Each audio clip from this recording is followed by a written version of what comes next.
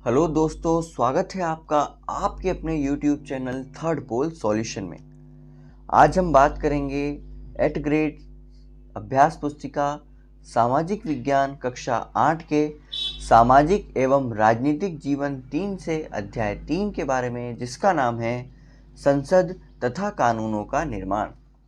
देखते हैं इसके पहले प्रश्न को। इसका पहला प्रश्न है, इलेक्ट्रॉनिक वोटिंग मशीन के इस्तेमाल से फायदा हुआ है। उत्तर है ऑप्शन ए, मतपत्र के कागज की बचत हुई। प्रश्न नंबर 2 पर आते हैं। राज्यसभा में निर्वाचित सदस्यों की संख्या है। इसका उत्तर है ऑप्शन डी, 233। प्रश्न नंबर 3 पर आते हैं। राज्यसभा में कितने सदस्य राष्ट्रपति द्वारा मनोनीत किए जाते हैं? इसका उत्तर है ऑप्शन ए, 12 सदस्य। प्रश्न नंबर 4 की बात करते हैं। कोई भी पराधीन देश अपने फैसले स्वयं नहीं ले सकता। हमें अपने फैसले लेने का अधिकार कब मिला? उत्तर, भारत 15 अगस्त 1947 के दिन स्वतंत्र हो गया। तत्पश्चात हमें अपने फैसले लेने का अधिकार मिला। प्रश्न नंबर 5 की बात करते हैं। सहमति का आशय स्पष्ट कीजिए। इसका उत्तर है सहमति का विचार लोकतंत्र का प्रस्थान बिंदु होता है। सहमति का आशय है चाह, स्वीकृति और लोगों की हिस्सेदारी। प्रश्न नंबर 6 की बात करते हैं। प्रश्न नंबर 6 है, संसद किसे कहा जाता है? इसका उत्तर है जनता द्वारा निर्वाचित प्रतिनिधियों के समूह को संसद कहते हैं।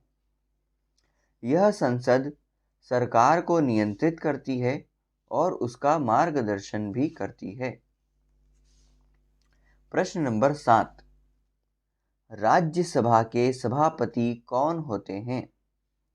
इसका उत्तर है राज्यसभा के सभापति देश के उपराष्ट्रपति होते हैं। और मैं एक्स्ट्रा बात बताना ये चाहता हूँ कि उपराष्ट्रपति राज्यसभा का पदेन सभापति होता है, जिसका अर्थ होता है कि अगर कोई व्यक्ति उपराष्ट्रपति बनेगा तो वह अपने आप ही राज्यसभा का सभापति भी बन जाएगा। उसे किसी प्रकार की अन्य घोषणा करने की आवश्यकता नहीं होती। प्रश्न नंबर 8 पर आते हैं। लोकसभा के सदस्यों की संख्या लिखिए। इसकी अध्यक्षता कौन करता है? इसका उत्तर है लोकसभा में कुल 545 सदस्य होते हैं। इसकी अध्यक्षता लोकसभा अध्यक्ष करते हैं। प्रश्न नंबर 9 की बात करते हैं। राज्यसभा के सदस्यों का चुनाव किसके द्वारा किया जाता है? इसका उत्तर है राज्यसभा के सदस्यों का चुनाव विभिन्न राज्यों की विधानसभाओं के निर्वाचित सदस्य करते हैं। राज्यसभा के 233 निर्वाचित सदस्य होते हैं और 12 सदस्य राष्ट्रपति की ओर से मनोनीत किए जाते हैं।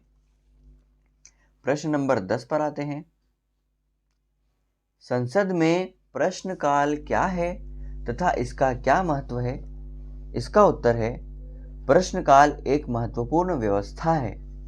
इसके माध्यम से सरकार के कामकाज के बारे में जानकारी हासिल करते हैं। इसके जरिए संसद कार्यपालिका को नियंत्रित करती है।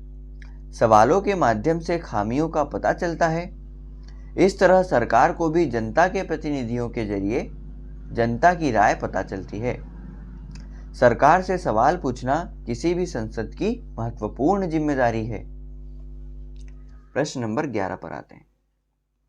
नए कानून किस तरह बनते हैं? इसका उत्तर है यह प्रक्रिया कई तरह से आगे बढ़ती है। सबसे पहले समाज किसी कानून के लिए आवाज उठाते हैं, तब संसद में इसका ड्राफ्ट बना सरकार प्रस्तुत करती है, जिस पर चर्चा के पश्चात त्रुटियों का निवारण करके सबकी सहमति मांगी जाती है और बहुमत प्राप्त होने के पश्चात इसे पारित कर राजपत्र द्वारा घोषित कर दिया जाता है। इस प्रकार कानून का निर्माण होता है। प्रश्न नंबर 2 पर आते हैं, प्रश्न नंबर 12 पर आते हैं। मैं कहाँ 2 पर चला गया? अलोकप्रिय और विवादास्पद कानूनों का जनता किस प्रकार विरोध कर सकती है? उत्तर दीजिए।